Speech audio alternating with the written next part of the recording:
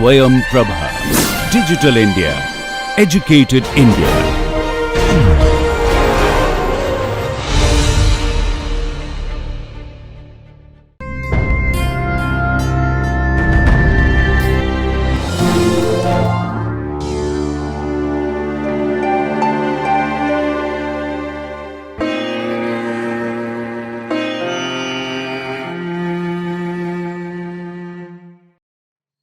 Welcome dear learners.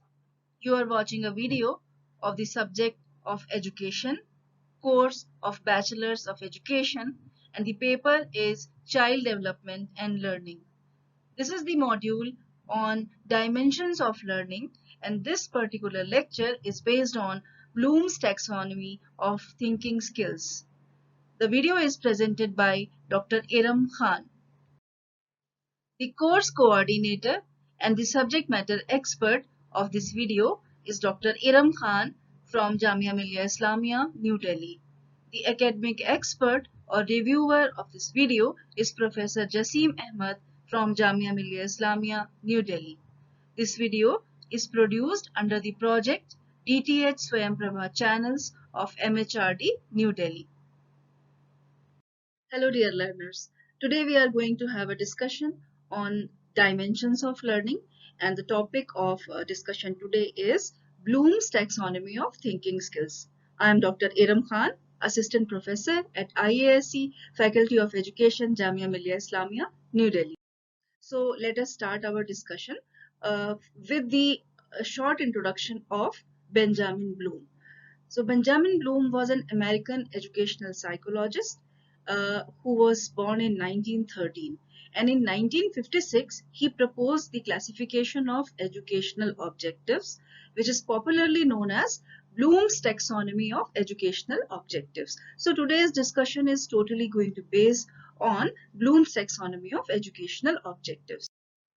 So whenever we are talking about Bloom's taxonomy of educational objectives, we have to understand that this is basically a classification of different objectives, skills and abilities that a teacher or a teacher educator or a curriculum developer or maybe one of the educational administrators actually set for students as learning objectives. So basically this is the classification which all these people set for students as learning objectives. So when this classification is studied and analyzed, a person can find that in all the subjects, whether it is academic or technical, it actually fits properly. So now let us discuss the domains of educational objectives. So Benjamin Bloom divided educational objectives into three domains. These are the cognitive domain, the affective domain, and the psychomotor domain. What exactly they mean? The first one, which is cognitive domain, is basically related to the mental development. So this basically develops the mental aspects of personality. That is the cognitive or intellectual abilities, or all those activities which are related to the mind are covered in this domain. Then we have got the second domain, which is affective domain, which develops emotional, spiritual and moral aspects of our personality. All these things are related to the heart. Then the third domain, which is psychomotor domain, it actually develops the skill aspects of the personality of a person, which is actually related, all these skill aspects are related to the movement of the body parts. And whenever we manipulate our motor skills, we actually work on our skill development. So this is psychomotor domain. So all the three domains are basically interlinked. They influence one another, but no specific domain develops in any type of hierarchy. So the three domains constitute the whole personality of an individual. So if in a person all the three domains of a subject or area of study get developed, this person is said to have a good personality. But suppose in a person any one domain does not get developed properly, then the person does not have it. This so-called personality of this person is not properly developed if any of the domains are not properly uh, developed. So these three domains have their own taxonomy. So in all taxonomies, the level of expertise or abilities are arranged in order to increase the complexity, or basically the levels of expertise are arranged in order to increasing complexity. So when student outcomes are analyzed and the result is in case the higher levels of expertise are needed, this is the result which is coming after the analysis is done, then it means that more effective teaching and sophisticated classroom techniques are required. So in this way we can actually work on the all these three domains. So now let us see what exactly the cognitive domain, which is given by Bloom, means. So Bloom's taxonomy of thinking skills or cognitive objectives we are going to discuss now. So basically an attempt was made to classify all the three domains by Benjamin Bloom. In 1956, the classification of cognitive domain was completed, and this is generally known as the Bloom's taxonomy of cognitive domain.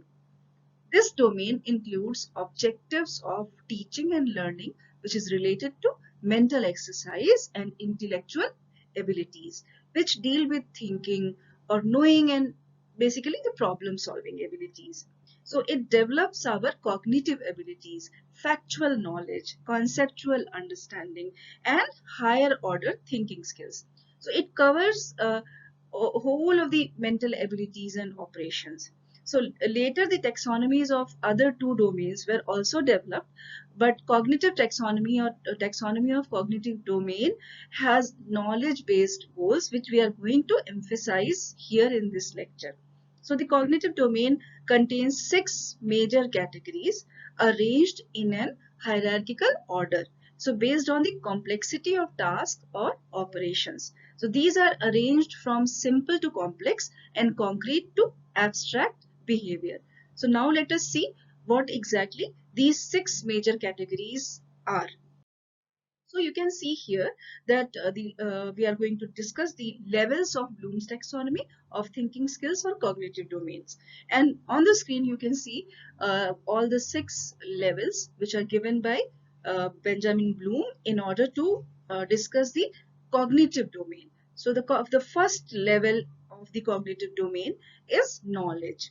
Then we have got comprehension.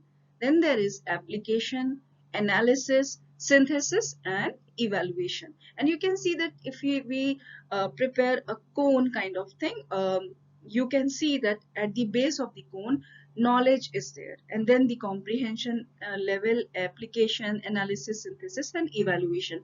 We are going to have a discussion in detail regarding all these different levels. So now let us discuss the different levels of the cognitive domain. So here the first level is knowledge level. It is the first and the lowest level of cognitive domain. Knowledge represents memory and constitutes recall and recognition of various facts, concepts, principles, theories, and laws of different subjects. So no addition or deletion is done by the learners in this category. Basically, there is a simple kind of recall process or recognition of the information which is done here in this knowledge level. For example, if a student is giving an answer of the question, what is the capital of India? So the student is going to answer New Delhi, which is based on the recall or recognition. Basically, recall based question is answered with a very simple way, and this crammed or memorized answer is given. Now let us see what is the next level, which is comprehension. Comprehension level is the second level of cognitive domain, and it develops only after the development of knowledge in any particular area of study. So the individual is expected to go beyond the level of recall and recognition in this level. So after having developed the level of comprehension on any content area, the individual becomes capable of doing few of the major tasks.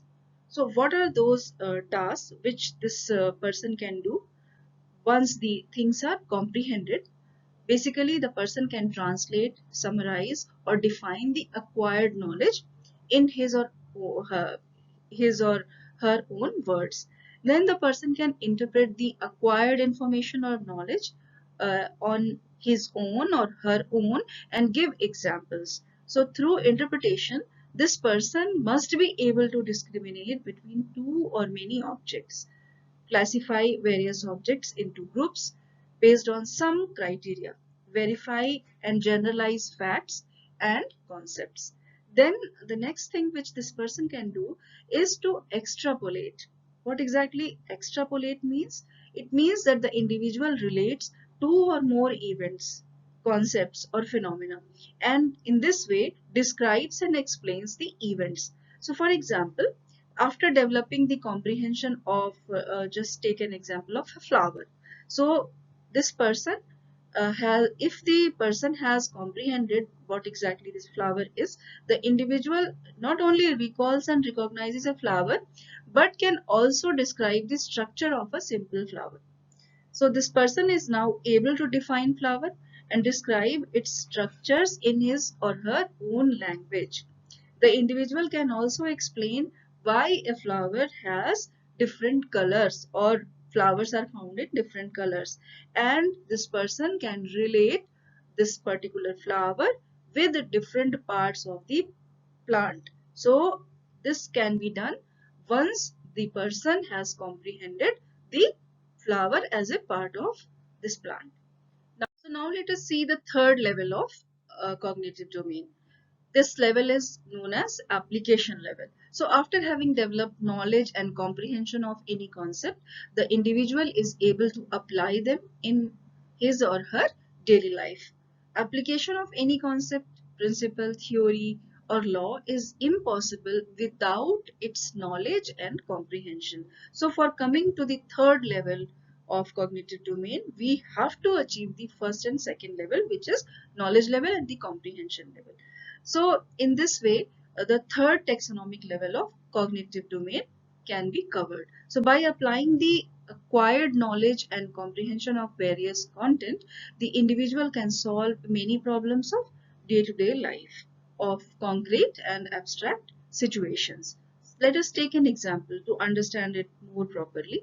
So if an individual knows and understands the ill effects of oily food, and this person will what if we know if this person is knowing all those bad effects, then this person will apply this into his or her daily life or daily food habits and avoid taking fatty or oily diet.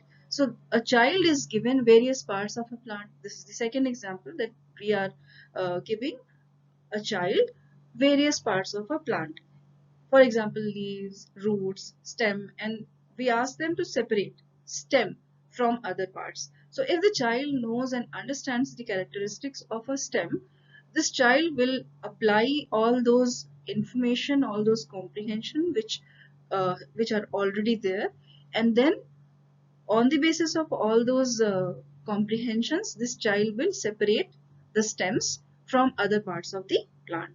So these are few of the examples which we can give once we are discussing this next level, which is application level. Now we come to the fourth level, which is analysis. What exactly analysis is?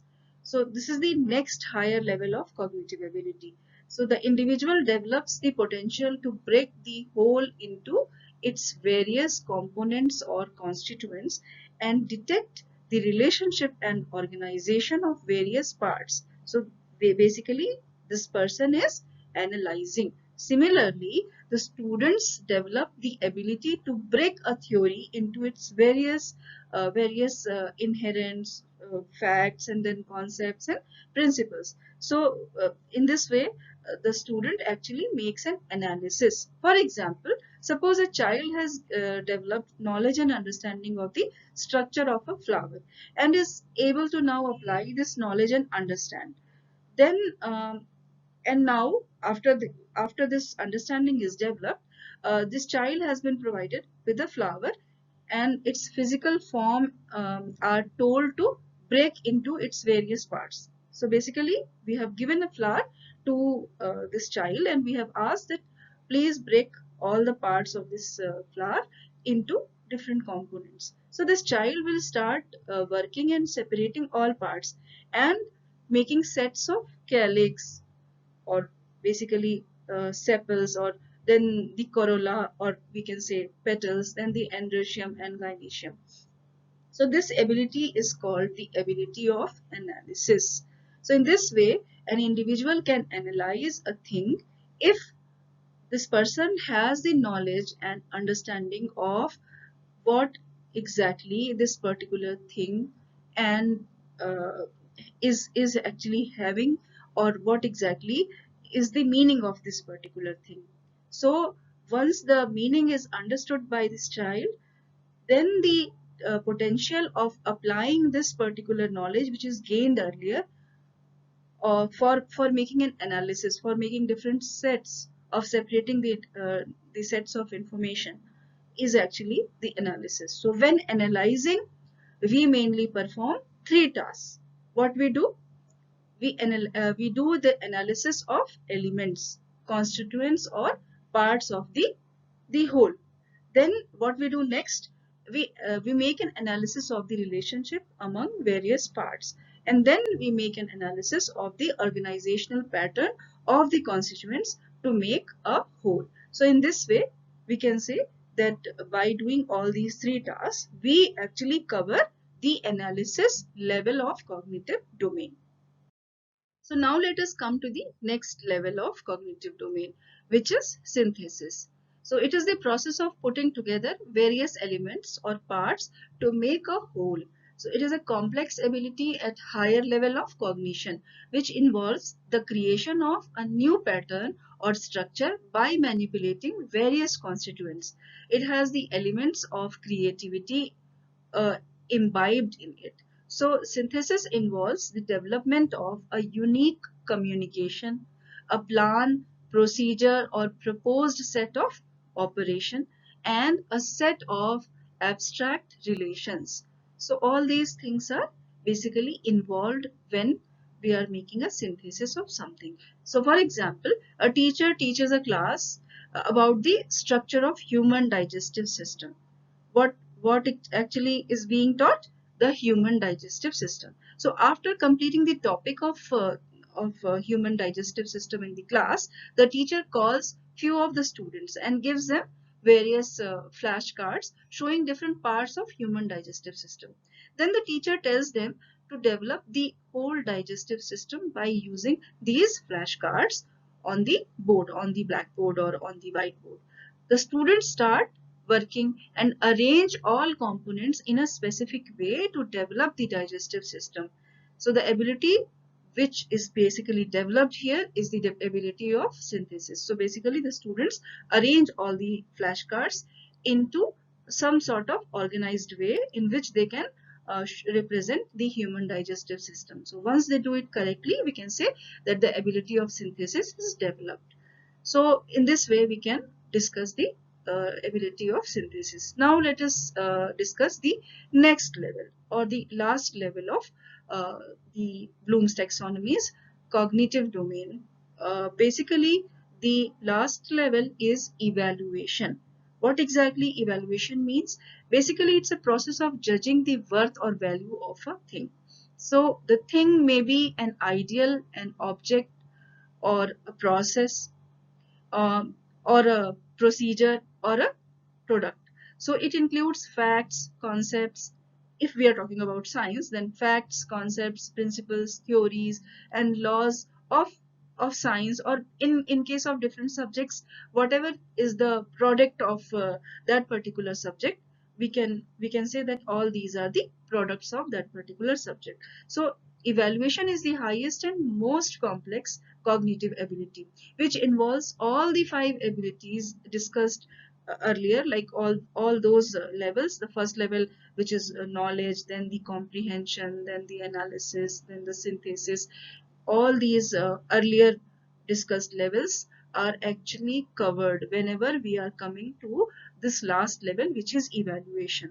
So it is both quantitative and a qualitative process. So evaluation develops decision making ability in the person who is making the evaluation, and it involves judgment in terms of internal and external criteria. So for example, let's take one example to understand it much more properly. So let's take a group of students who are performing an experiment to prove that oxygen is produced once the process of photosynthesis is over. So to evaluate the whole experiment, the evaluator must be well acquainted or well understand the the different levels of knowledge and understanding the process of photosynthesis. This person also be well versed with the procedure, the setup, and the organization of this experiment. The evaluator will also have to observe how the group plans the experiment, conduct the experiment, and cooperates amongst themselves. So on the basis of all these criteria, the evaluator, or here let's take the teacher is the evaluator. So the teacher will make the decision and give grades or marks on the basis of the experiment which is done by the students in order to estimate the that oxygen is produced once the photosynthesis process is being done. So this entire process where the teacher is actually making an observation and actually judging the students, the process is basically graded, and this is called as the process of evaluation. So dear students, we have seen the Bloom's taxonomy of thinking skills. Now we are going to see the revised Bloom's taxonomy of thinking skills. In 2001, Bloom's taxonomy was revised by one of the students of Benjamin Bloom, Lauren Anderson, and co-workers. So they developed this revised version, and it was published, which was titled as A Taxonomy for Learning, Teaching and Assessing. So we have seen that in the original cognitive domains taxonomy of Benjamin Bloom, there were 6 categories named as knowledge, comprehension, application, analysis, and synthesis, and evaluation. If we start taking the names from the lowest level to the highest level.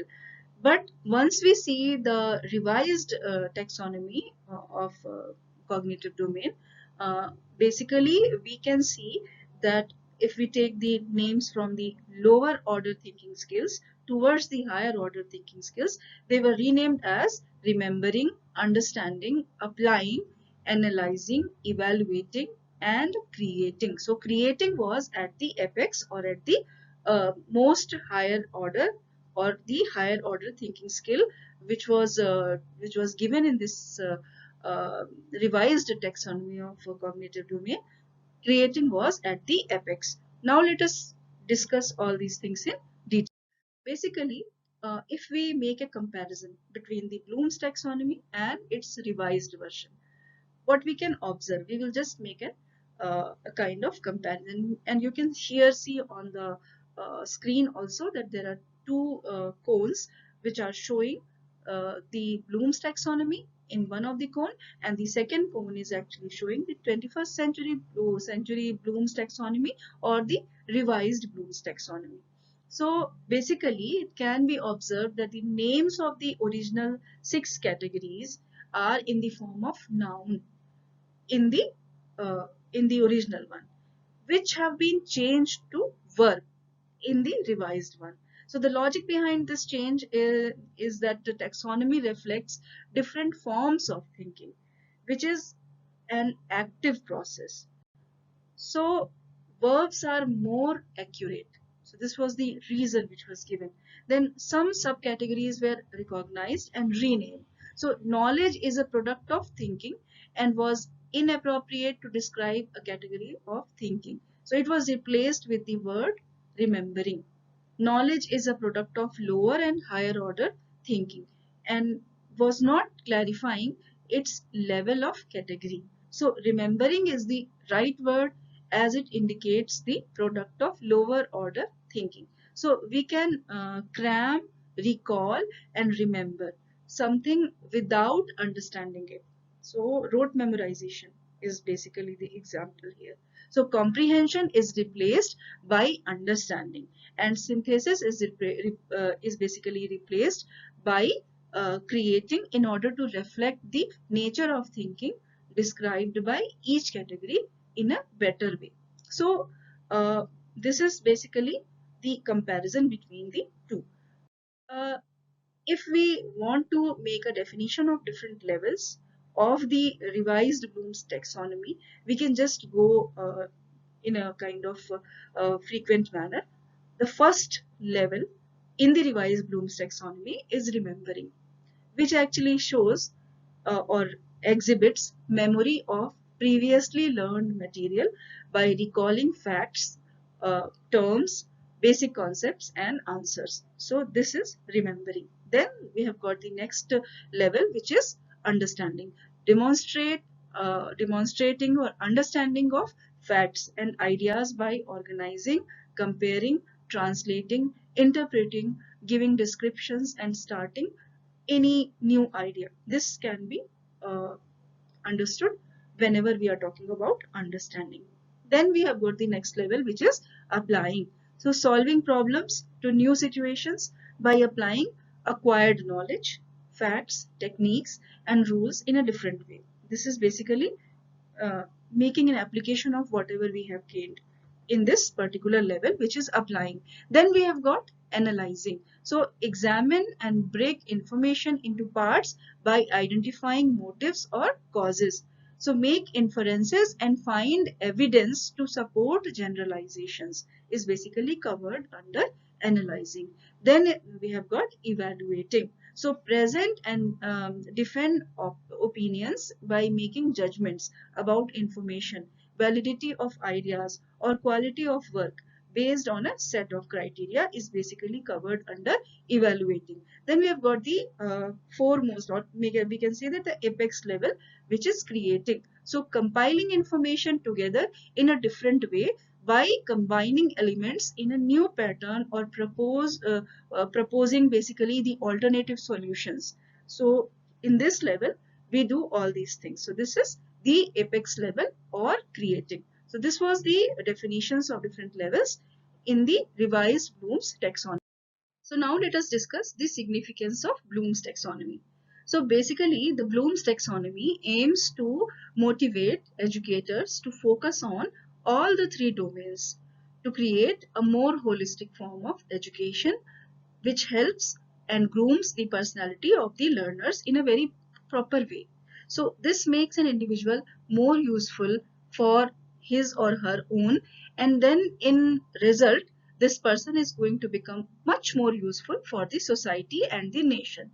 So the organization allows all the individuals to select appropriate classroom assessment techniques for student evaluation and for the cause to be basically making an evaluation. So understanding Bloom's taxonomy develops competencies in the teacher by which this teacher can design effective learning experiences, devise and organize fruitful and interesting curricular activities like all those co-curricular and extracurricular activities, and take care of all-round development of a child's personality. So in this way we can say that Bloom's taxonomy is very important to be understood by a teacher. If the teacher is willing to make the proper change, all-round development of the children whom this teacher is teaching.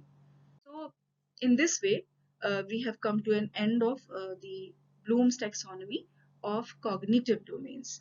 We have discussed the Bloom's taxonomy of educational objectives and its revised version. Basically, we have discussed the cognitive domain of Bloom's taxonomy. We have also seen that how the higher order and the lower order thinking skills are arranged in the two versions, the original one and the revised one of the taxonomy.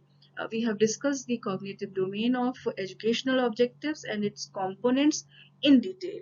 So the significance of Bloom's taxonomy of educational objectives was also discussed here, and I hope that all these points which are related to the dimensions of learning with respect to the taxonomy of educational objectives, much more emphasized was the cognitive domain, are now clear to you. And these are very much important if we are willing to become a teacher, and as a teacher we want to make a change in the life of children.